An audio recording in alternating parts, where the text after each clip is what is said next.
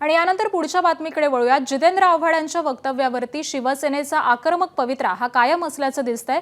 गटनेत्यांच्या बैठकीमध्ये आव्हाडांच्या निलंबनाची मागणी करणार अशी प्रतिक्रिया ही नुकतीच शंभूराज देसाईंनी दिलेली आहे।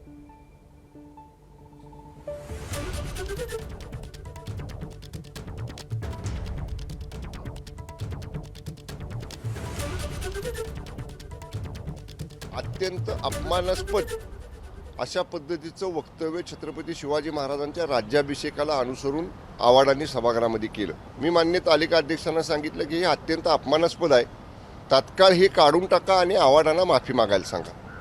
हे जेव्हा झालं तेव्हा बरेच सन्मान्य सदस्य बोलले, आमचे माननीय मंत्री महोदय बोलले।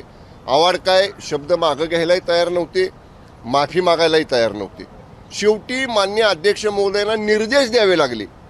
पहिली वेळ असेल सभागृहातली माननीय अध्यक्ष महोदयांनी एखाद्या सन्मान्य सदस्याला निर्देश दिले की तुम्ही माफी मागा। निर्देश दिल्यानंतर सुद्धा हातवारे करत काही हावभाव चेहऱ्यावर न दाखवता आव्हाडांनी